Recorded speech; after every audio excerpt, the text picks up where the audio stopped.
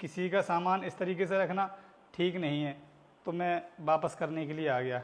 ये लो आप अपनी रिंग। रिंग दिखाना मुझे। ये लीजिए साहब।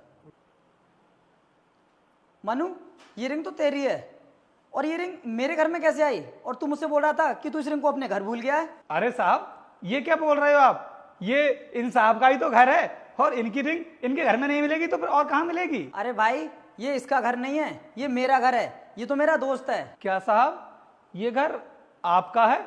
लेकिन साहब, जब सुबह मैं आपके घर में ऑर्डर देने के लिए आया था, तो मैम साहब और ये साहब आपस में एक दूसरे को हक कर रहे थे। चलो ठीक है बेबी, मैं चलता हूँ। हाँ ठीक है, पर आज तुम बहुत दिनों के बाद मिलने आए थे, पर जल्दी जल्दी आते रहना अब। ठीक है, अपना ख्याल रखना। बाय। अरे ये क्या बोल रहा है तू? तूने मुझे कब देख लिया? और मैं तो इस घर में पहली बार आया हूँ। अरे साहब, आप झूठ क्यों बोल रहे हो? आप ही तो मैम साहब के कमरे से निकले थे।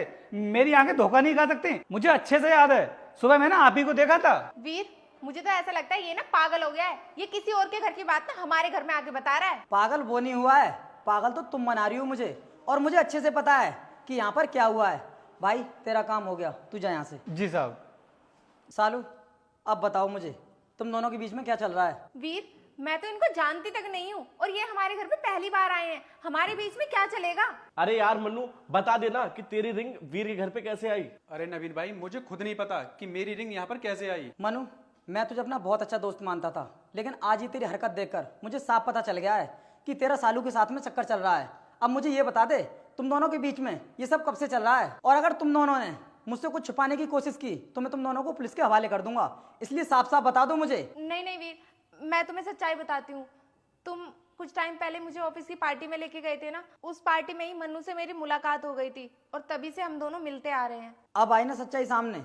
सालू, मुझे तुमसे ये उम्मीद नहीं थी कि तुम मुझे धोखा दोगी, और मनु, मुझे तेरे बारे में भी नहीं पता था कि तू इस हद तक गिर जाएगा। अब तुम दोनों ये बताओ कि मैं तुम्हारे साथ क्या करूं? वीर, मैं तुमसे माफी चाहती हूँ। अब तक मनु के और मेरे बीच में जो भी कुछ था, आगे से ऐसा कुछ नहीं रहेगा। प्लीज मुझे माफ कर दो। अरे यार मन्नू, तुझसे ये उम्मीद नहीं थी कि तू इस हद तक बिगड़ सकता है। तुझसे तो दोस्ती रखना ही बेकार है। प्लीज यार, तुम लोग माफ कर दो मुझे।